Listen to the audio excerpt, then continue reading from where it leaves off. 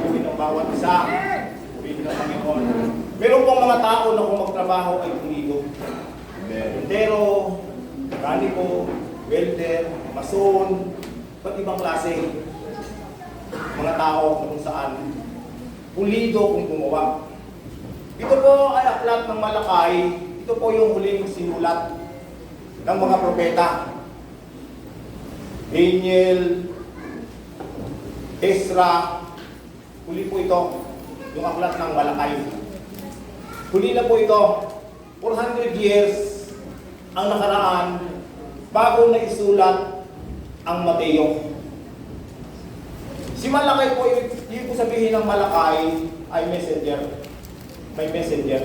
Means, may messenger. Siya po ay isang propeta, minor prophet. Itong si Malakay. Meron pong mga Levita, yung Levi, na kung saan ay nanghina yung kanilang pananampalataya at yung ibang mga tao. Kasi dumana sila ng hirap. Nang bumalik sila galing sa Palestine, dumana sila ng kahirapan. Kaya sila ay nanlamig sa Panginoon, wala na silang ganang sumamba, nanghina na yung kanilang pananampalataya. At parang na silang mga wala nang gana sa pagsamba at pagpupuri sa Diyos. Nawalan na sila ng yung pananampalataya nila, unti-unti nang bumabagsak. Nung mga tao na yon, maging yung mga Levite, yung sacerdote, no? Priest, humina na yung kanilang pananampalataya sa Panginoon.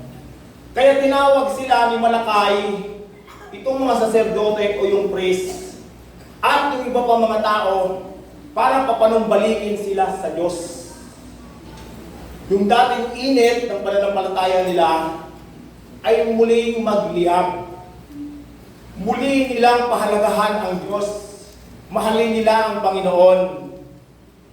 Kaya ito isinulat kung saan yung mga dating mga priests ay nanlamig na sa pananampalataya.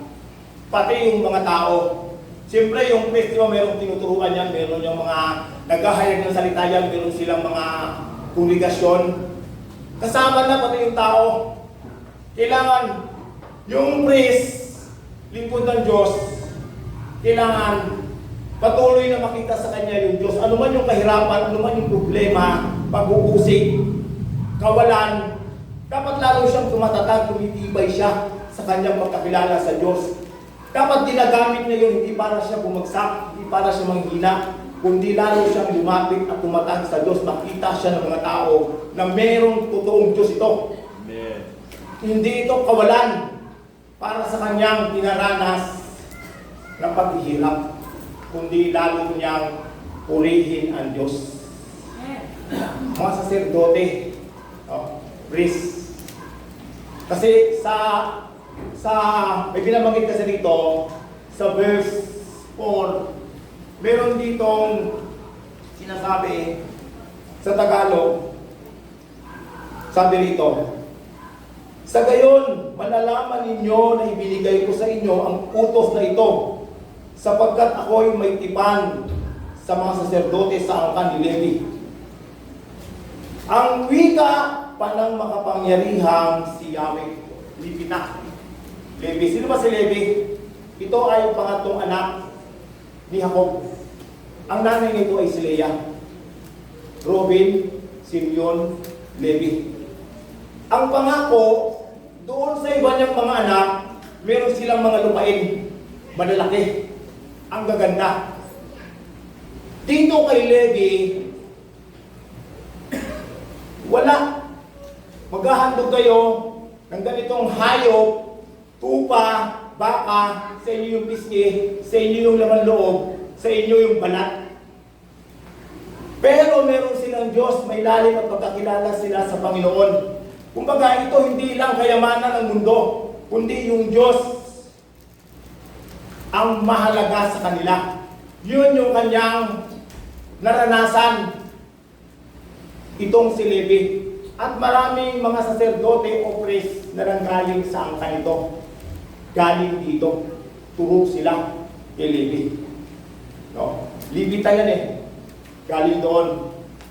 Siya ay anak nga ni Jacob. Kasi 12 yung anak niya eh. Yoda, di ba, nagaling niya si Jesus Christ. Isakar, Sibulon, Joseph, Benjamin. 12 anak niya. Robin, Simeon, Levi, Yoda. Si Dan, si Naphtali, si Gad, si Aser. Pero pang babae, si Leah. Anak din ni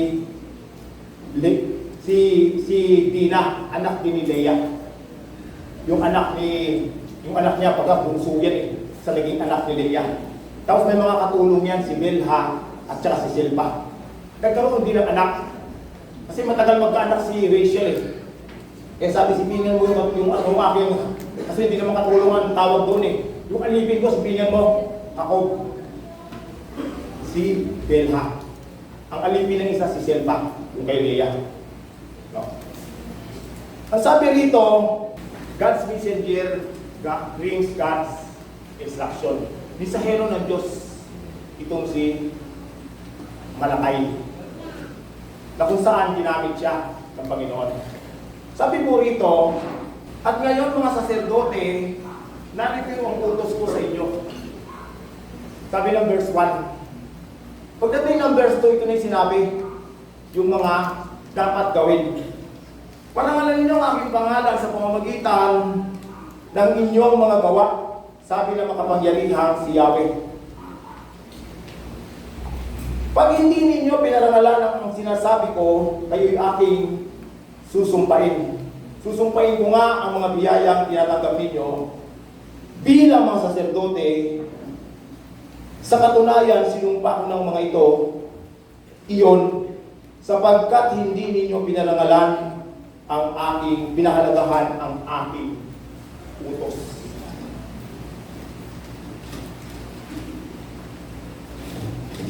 Mahalaga po ang utos ng Diyos. Mahalaga po na ang pangalan niya ay maparangalan. Sabi po rito, Malakay 2 verse 1-7, God commands us to honor Him. God commands us to honor Him. Number 1 po, through our works. Gumagawa po tayo bilang mga Kristiyano. Mahalaga po sa atin ang Facebook, pero dapat mas mahalaga si Lord. Mahalaga po sa atin ang trabaho, pero dapat mas mahalaga si Lord. Ang pag-aaral sa iyo mahalaga, pero dapat mas mahalaga si Lord. Mahalaga po ang tirahan natin, pero dapat andyan si Lord. Tumitingin po tayo sa Facebook, pero dapat tumitingin din po tayo sa ating Panginoong Hesus sa pamamagitan ng pananampalataya. Gusto mo pa siya makita panalalo? Basahin mo ang banal na kasulatan. Utos po yon sa atin para tayo hindi maligaw, para tayo matuto, para tayo lumago. Gawin po natin ang lahat ng ating makakaya para tayo lumago sa Panginoon at lalo pa tayo makakilala sa Kanya. Through our work. Kung hindi pa tayo Kristiyano, marami tayong ginagawa na kung saan nalaman natin, ito pala yung dapat, ito yung totoo, ito yung liwanag. Dati kung saan-saan ang punta, saan-saan ano-anong sinasabi na hindi naaayon sa Panginoon. Kaya nga mayroong pagbabago sa pamamagitan niya, sa pamamagitan ng Panginoon. Through our works. Sabi dito sa verse 2. Alam mo yung sumpa? Yung sumpa? Ang isang bagay na hindi natin nakikita, pero nararamdaman ang bangis nito, sumpa. Nung hindi pa tayo naging Kristiyano, akala natin ganun lang yung buhay. Enjoy dito, enjoy doon. Laging kapos. Pero na maging Kristiyano na, tumanggap kay Kristo, mayroong pagbabago. Minsan maranasan ko, parang sumpa yung nangyari dati sa buhay ko. Parang walang pagbabago. Lalo lang lumalala. Mapupunta ka muna sa droga, sa yosi. Mapupunta ka na sa kung saan. Kung saan mga bisyo. Parang mayroong sumpa. Pero dapat mayroong Diyos. Kaya pinanggit niya rito. Yung sinasabi niya rito. Through our works, verse 1 to 4. Sabi niya sa verse 3, isasabog sa inyong mukha ang dumi ng mga hayop na inihahandog ninyo at matatapon kayong kasama nyo. Alam mo yung dumi? Pag sinabing dumi, kahit dumi ng anumang hayop na binilagyan mo ng pabango, yung alaga mo sa kasama mo sa pagtulog na aso o yung pusa na nandiyan sa kwarto mo, pag sinabing dumi, merong bakterya yan. Kaya nga dinumi yan, mabaho yan. Ang baho yung sasabog sa inyong mukha, sabi rito, literal. Ang baho nito. No? Hindi ito katanggap-tanggap sa isang tao. Kasi nga sabi rito, yung dumi ng hayop, sabi rito sa verse 3, isasabog sa inyong mukha ang dumi ng mga hayop na inihandog ninyo. At patatapon kayong kasama niyon. May dumi rin. Pag sinabog sa iyong dumi, marumi ka rin. Galing sa hayop. Wala naman duming mabango. Wala naman dumi na ginagawang pabango. Ang dumi, galing dun sa katawan, inilabas kung saan dapat na itong ginagawang magono, ginagawang sa sitilin, ginagamit yan eh. May ibang mga bahay sa parte ng US, pag sa parte ng Abu Dhabi, yung dumi ginagawang pampasinti yan eh. Baging yung dumi ng hayop, nagtrabaho ako dati sa farm, merong dumi ng hayop, sumisinti. Walang katapusang, walang katapusang gas, gasol. Yun yung mangyayari pag hindi pinarangalan yung pangalan ng Diyos. Kung meron na tayong mamahalin ng wakas, mahalin natin ang Panginoon. Alam ko, mahal nyo, asawa nyo, anak nyo, kapatid, maging ang inyong anak, apo. Pero mahalin natin ang Diyos. Hindi ka talo pag inisip mo ang Diyos. Minsan pag inisip mo yung tao, ano na kaya ilagay nun? Si Jojo, iniisip ko ano na kaya ilagay nun? Nasa first world country yon, nasa New York yon, pero sigurado homesick na yon. Meron nang iniisip yon, yung pamilya niya. Pero pag ang Diyos ang iniisip mo, hindi ka mag-aalala, iniisip ko yung Diyos, ano kaya problema ng Diyos? Baka nahirapan na siya, baka nabibigatan na siya. Hindi po ganon. Kaya nga tayo humihingi ng tulong sa Diyos para tayo mag-aanan, para tayo hindi mahirapan. Yun ang ginagawa at patuloy na gagawin sa atin ng Diyos. Sabi rito, through our work, hindi pwedeng walang gagawin sa iyo ang Diyos kung mayroon kang ginagawa sa Kanya. Merong ginagawa ang Diyos sa atin pag tayo'y gumagawa sa Kanya. Bilang Kristiyano, dapat nagbo-grow ka. Hindi pwedeng hindi. Pag nasa sanlibutan ka, ang daling mag-grow. Ang daling umunlad sa kalokohan. Dapat dito, umuunlad at nagbo-grow tayo sa kabanalan, sa kabutihan, sa kaayusan, sa liwanag, sa katotohanan. Dapat nagbo-grow tayo. Yung trabaho through our work, kuman ito ng Panginoon. Verse 1 to 4, sabi ng verse 4, sa gayon, malalaman ninyo na ibinigay ko sa inyo ang utos na ito, sapagkat ako'y may tipan sa mga saserdote sa angkan ni Levi, ang wika na makapangyarihang si Yahweh. Levi, kung kanina binabanggit ko, meron siyang tipan. kay Levi. Wala itong lupa. Kakatay ng hayop, crispy yung kanya, kumbaga balong-balunan, laman loob. Hindi sa kanya pinakuha ng lupa eh. Pero yung Diyos nasa kanya. Andun sa kanya. Sinigurado na meron siyang Panginoon. Kaya masarap mag-increase sa Word of God. Lalo kung ito ating pinamamuhay. Kung meron na magbibigay ng pagbabago sa buhay natin, walang iba kundi ang Diyos. Hindi ka kayang pabuhin ng kulungan, ang sabi ng nakakulong.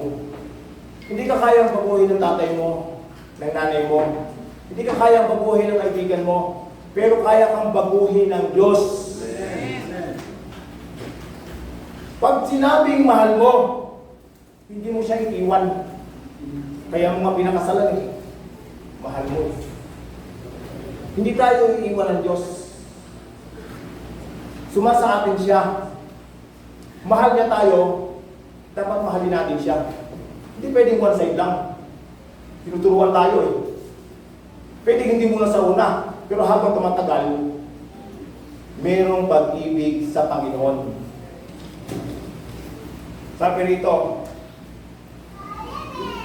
sa verse 4, si Levi ang wika na makapangyarihang Diyos. Kaya mo pinagkita rito si Levi? 12 tribes. Malakay na ito. Ito ang makapangyarihang salita ng Diyos. Galing pa yan sa Genesis. Pinanggit dito ni Malakay, si Levi. Galing sa Genesis. Maganda yung naging buhay nito. Ito yung mga anak ni Jacob. 12. Kung saan, iba pala yung kapahayagan kay Levi. Jesus Christ, Judah. Anak din yun ni Leah. At si Joseph, kung paano rin, ginamit din siya para hindi mamatay sa gutom yung mga Israelita. Kasi nagtagutom. Anak naman siya ni Raquel. At si Benjamin, namatay si Raquel sa panganganak kay Benjamin. Bunso yun eh. Bunso siya.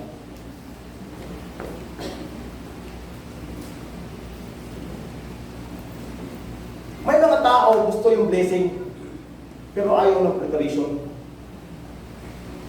Ito preparation to.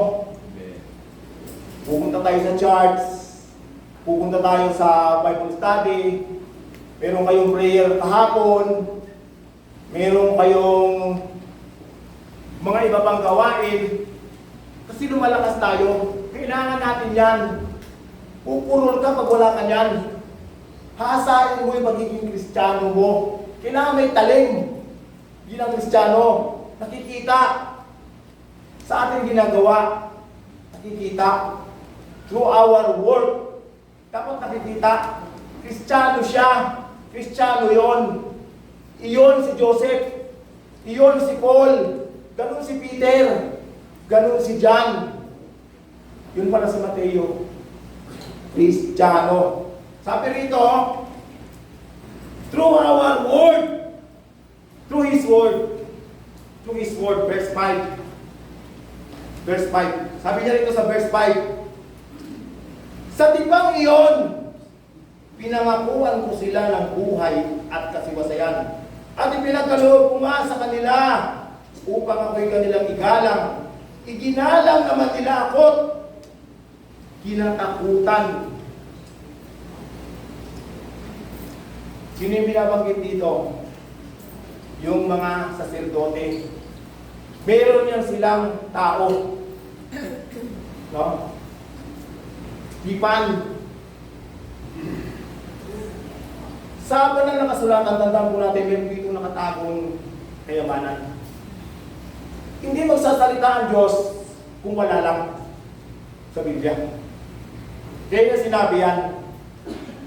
Meron ditong pribileyo sa banal na kasulatan. Yung sa Hebrew na sinasabi, hindi kita iiwan, ikawabayaan man. 2019, maraming nagkaroon ng COVID. Marami po pinanghawakan ng hawak sa salita ng Diyos. Hindi kita iiwan ni pabayaan man. Ako'y sumasayo, huwag kang matakot ako ng Diyos. Hindi kita dapat pangampakan iwan. Palalakasin kita, tutulungan kita, iingatan kita, ililigtas kita, gagabayan kita, pangungunahan kita. Ang magmahal sa utos niya, nagbibigay ng kapayapaan sa buhay. Tumatatag yung tao, hindi basta kaya igual ng problema, ng suliranin, ng persecution. Kasi merong utos niya sa salita niya. Isina sa puso, iniisip, isina sa buhay, in-apply sa buhay. Through His Word. Napakahalaga po ng salita ng Diyos. Sa panahon na napapagod ka na, nawawalan ka na ng pag-asa, nahihirapan ka na, tutulungan ka ng Panginoon. Kasi meron siyang pangako. May pangako ang Diyos. Walang ibang magpapapanalo sa iyo kundi si Jesus. Amen. Talo na nga eh. Kaso nakakilala sa Panginoon eh. Nasa akin na nga yung sumpa eh. Kaso nakakilala sa Panginoon eh. Nawala yung sumpa. Amen. Kaya nandun si Jesus Christ, yung sumpa doon sa tao, na para dapat sa tao, ginawa niya, ililigtas niya. Pero kailangan manampalataya ka kay Jesus. Hindi maliligtas ang tao kung walang pananampalataya sa Panginoon Yesu Cristo. Diyan din system. Kung gan sulat ka, walang tigil sa libigatin sa David Huito Kring. Sila Perez, Pagkakit, Ako ang daan, ang katotohanan at ang buhay, wala makapunda sa Diyos naman na hindi sa pamagin ako. Lahat ng tumanggap na nalig sa kanya, pinikalooban niya ng karapatang maging anak ng Diyos. Sapagkat ang lahat ay nagkasala at walang sino mang karapat-dapat sa paningin ng Diyos.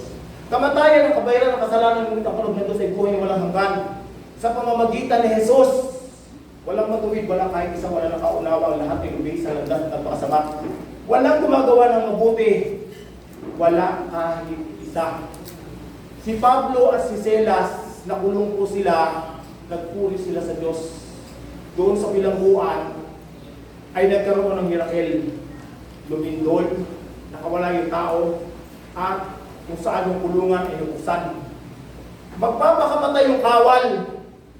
Ang sabi ni Paul, huwag mong takdan ang sarili mo. Narito kami lahat. Ano ang gagawin namin? Sir, para kami maligtas. Sumampalataya ka sa Panginoong Jesucristo, maliligtas ka. Damay ng isang bahayan niya. Yun ang sabi ng banal na kasulatan. Magtiwala tayo sa pangako ng salita ng Diyos. Through His Word. Sabi rito sa verse 5, kapatid, sa tipang iyon, pinangakuan ko sila ng buhay at kasimasayan. Ibang pangako ang Panginoon, tinutupad niya. Kailangan may gawin ka. Ang tao pag nangako, pwede isang buwan, pero sa susunod na taon nawawala. Hindi nagtutuloy-tuloy. Pwede magtuloy-tuloy yan kung Kristiyano yan. May takot sa Diyos. Pero nangako rito ang Panginoon. Sabi niya rito, sa verse 5, at ipinagkaloob ko nga sa kanila upang ako'y kanilang igalang, iginalang mga nilabot, kinatakutan. Mahalaga po yung paggalang, lalo na po sa Diyos. Yung mayor nga, ginagalang natin eh. Ino-honor natin eh. Eh lalo na ang Panginoon, tagapagligtas, malilikha. Kumbaga sabi niya sa Genesis, nagsimulang naligay ng lupa ng langit ng lupa, wala pang bugis o anyo. Silim ang bumabalot sa kalaliman, umiilig ang malakas na hangin sa ibabaw ng tubig. Kaya maluluwalhati ang Diyos kapag ang kanyang salita ay ating ay pangangaral. Napakahalaga po. Panghawakan natin ang katuruan nito. Manghawak ka sa ibang libro, encyclopedia. Basahin mo ulit Ayaw mo na, kasi nabasa mo na. Hindi ka tulad ng banal na sulatan. Meron na namang bagong kapahayagan. Hindi siya nauubusan. At talagang babaguhin ka. Sa puso, sa isip, sa salita, sa gawa. Kasi Diyos ang nakapaloob dito. Siya yung liwanag. Wala siya sa dilim. Kaya sabi nga niya, salita mo itanglaw na sa aking pagubay. Liwanag na tumatanglaw sa landas kong daraanan. Ang tao hindi lamang nabubuhay sa tinapay, kundi sa bawat salitang namumutawi sa bibig ng Diyos. Maligaya ang taong nananalig kay Yahweh, pagpapalain at umasa sa Kanya, katulad niya punong kahoy sa tabing patisan. Sariwa ang dahot lagi namumunga sa panahunan. At anumang gawin ay nakatiyak na magtatagumpay. Through His Word.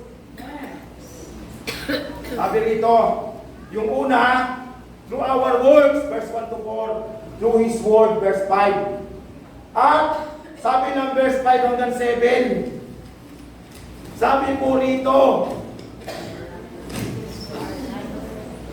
sa tipang iyon, verse 5, binakuan ko sila ng buhay at kasimasayan at ipinagtulog ko sa kanila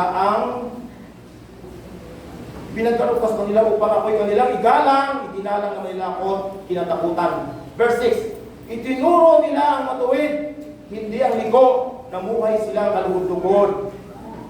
Sa akin, ginawa nila ang matuwid at tinulungan ang maraming tao upang huwag na gumawa sa kaliguan. Alam ng demonyo na aayos, gaganda, magkakaroon ng magandang bukas ang buhay ng tao na nagpag-isa kay Kristo. Alam ko, pag inamin mong mali ka, nagpapakuri ka, uusap ka. Kaya tayo humingi ng tawad sa Diyos. Kaya tayo nanalangin. Linisin tayo, nagkasama tayo sa Kanya, sa tao. Maging yung sarili natin, pinapatawad natin. Kahit anong dilim ng buhay mo, ang pagmamahal ng Diyos ay hindi ka isipwera. Pagdiliman ang buhay mo. Dapat yung buhay natin, magpasakop tayo na walang pag-aalinlangan sa Kanya. Sa Panginoon. Kumbaga, meron tayong Diyos. Hindi kayang bunutin ng tao ang malalim sa Panginoon. Hindi kayang bunutin ang problema, kabigatan, struggle ang mayroong Diyos. Si Pablo, nanatili siya. Hindi niya binaliwala ang Panginoon, nanatili siya sa Panginoon. Kahit na mayroon siyang kahirapan na dinaranas. Maging sa karagatan, walang maisuot, lulutang-lutang yung barko na kanya sinakyan. Hirap, pagod, walang makain, walang mainom, inusig pa ng kanyang mga kapwa. Tinakot pa ng mga tulisan, pero nanatili siya sa Panginoon. Nanatili siya sa Diyos.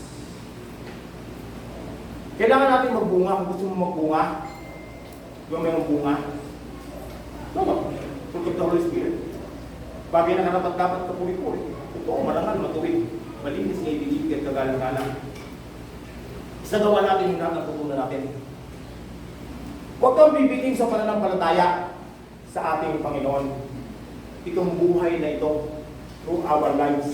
Sabi na rito sa verse 7, tungkulin ng mga saserdote na ituro ang tunay na kaalaman tungkol sa Diyos.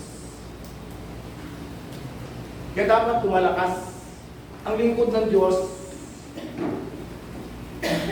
Dapat nananatili sa Kanya. Hindi tayo superstar, kundi lingkod. Mahalaga po sa atin. Dapat kung anong gusto ni Lord, yung di na gusto mo. Kung anong gusto ni Lord. Halimbawa si Job, ang tibay ng kanyang pananampalataya ang hirap gibain yung kanyang pagkakilala sa Diyos. Mahirap siyang talunin. Bakit? Dahil sa Panginoon. Kaya ang banal na kasulatan, dire-diretso po ito. Hanggat buhay po tayo, binabasa po ito. Wala naman kasi sinabi sa Biblia na kapag ikaw ay senior na o tanda na, hindi ka na mag-aaral ng salita. Continuous po ito. Continuous. Ang pagbabasa ng pulugan. Meron ka mga problema, kabigatan, binabasa yung salita ng Diyos, yayakap ito sa mga worry mo. Worries mo sa buhay. Kagaanan kasi siya. Di ba sabi noon kung ikaw ay nalulungkot, Psalm 23, si Yahweh ng pastor nung magkukulang, ako'y pinahihilay sa may inaw na pastulan. Kung depressed ka, tanglaw ko'y si Yahweh ay kaligtasan. Kaya walang takot ako kanino man sa mga pangalan ganyan ingatan. Kaya naman ako'y walang agam-agam. Kung ikaw ay may kasalanan, siyasan mo ko, Panginoon, batid mo buhay ko. Ang lahat ng lihim, alam mo. Ang lahat ng gawain ko, nalalaman mo. Hindi pa nga ako umimik. Alam mo na. At kung ikaw ay humila yung mananampalataya, Exodo 14. Kaya sabi ng Panginoon, huwag kang makakaroon ng ibang Diyos maliban sa akin. Huwag kang gagawa ng larawan o ibulto na sa langit o nasa lupa upang sambahin. Pahalagahan mo ang araw, yung Sabbath day, at huwag mong babanggitin ang walang kabuluhan sa pangalan ng Diyos. Ayos po yung turo niya. Napakaganda po ng turo ng banal na kasulatan. Kung ito'y matututunan lang ng gobyerno, dito na tayo.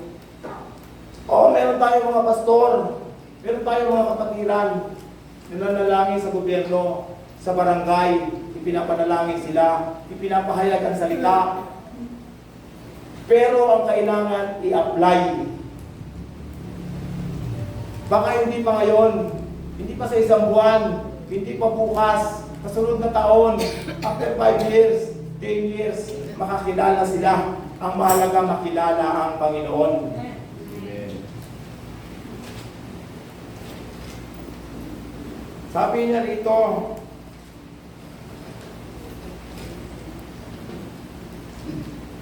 through our lives, through His Word, God warns us about disobedience. Verse 2 to 3. Yan o, sa letter B o C. Sinumpa ko nga ang mga iyon sapagkat hindi ninyo pinahalagahan ang aking utos. Susumpain ko nga ang mga biyayang tinatanggap ninyo bilang mga saserdote sapagkat sa katunayan sinumpa ko na. Sabi rito, mahirap po ang may sumpa sa isang tao. Kaya nga tayo, pinagpapala natin God bless you. Umamin sa'yo pinagpapala mo. Makita mo pinagpapala mo. Kapatiran mo pinagpapala mo. Minsan hindi mo kilala pinagpapala mo. Sa bus nagpapala ka.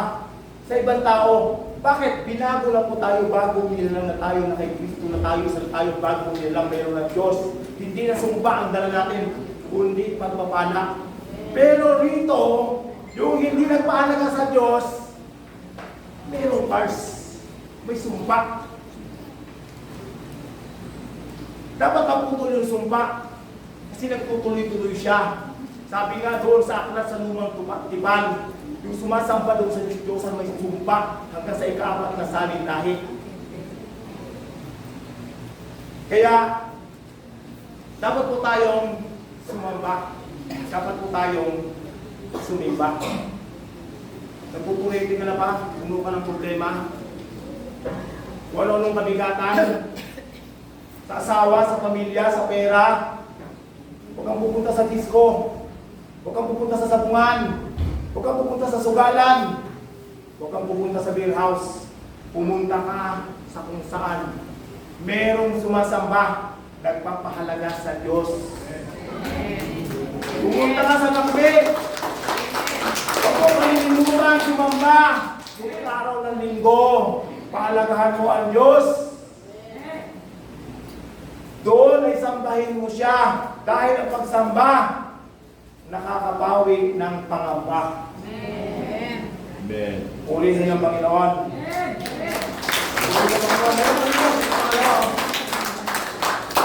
Sabi niya rito, offering will be an acceptance. Nag-offering si Adan, si Cain, at si Abel. Ang binigay ni Cain ay yung pinag-alihan.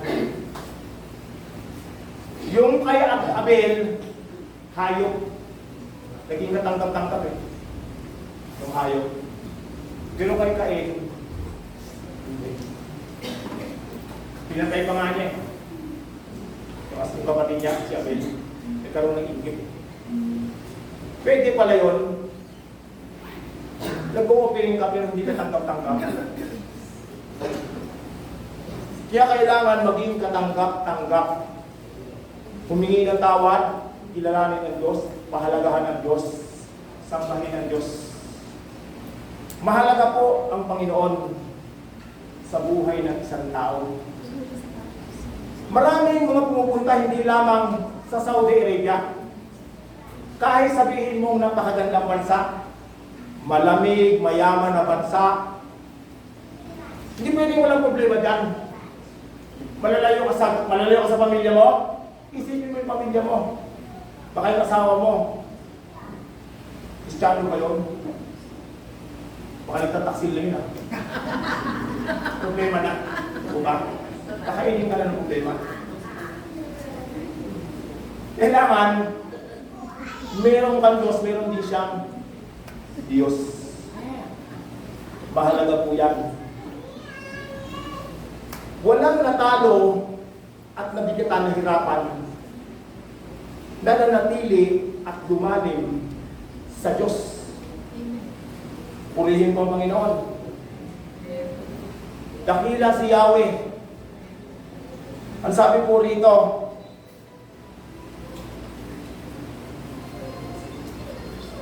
ulitin ko yung verse 6. Itinuro nila ang matuwid, hindi ang liko. Sino nagturo ng matuwid? Yung priest. Lingkod ng Diyos. Lingkod ng Diyos. Kasi nasa kanya eh. Pero siyang word eh. Kung doktor ang tinuturo, iba't ibang klase tungkol sa medisina, ang lawyer, sa batas. Accounting man yan. Teacher, nurse, inhinyero, tubero, electrician, mekaniko, welder. Welder na halos 2 years pag pinag-aaralan eh. Kasi class din siya eh. Hindi basta-basta lang eh. Driver, iba-iba ngayon eh. Dito, lingkod ng Diyos. Matuwid dapat ang tinuturo. Nakikita sa buhay, sa pananalita, at ang lumalabas, mayroong Diyos. Hindi nawawala sa eksena ang Panginoon sa kanyang sinasabi. Purihin po ang Panginoon. Palakpakan po natin si Jesus Christ. Conclusion mo. Dito na rin po, verse 507. Conclusion. Basahin mo na lang po rito. Sabi po rito, sa timbang iyon, pinangakuan ko sila ng buhay at katiwasayan. At ipinagkaloob ko nga sa kanila upang ako'y kanilang igalang, iginalang naman ako't nila kinatakutan. Sabi po verse 6. Yan po verse 6. Sabi sa Tagalog, itinuro nila ang matuwid, hindi ang liko, na pamumuhay. Sila'y kalugod-lugod sa akin, ginawa nila ang matuwid, at tinulungan ng maraming tao upang huwag nang gumawa ng kalikuan. 7 po, tungkulin ng mga saserdote na ituro ang tunay na kaalaman tungkol sa Diyos. Sa kanila dapat sumangguni ang mga tao tungkol sa aking kalooban, sapagkat sila ang mga sugo na makapangyarihang si Yahweh. Palakpakan po natin si Jesus Christ. Purihin ang Panginoon!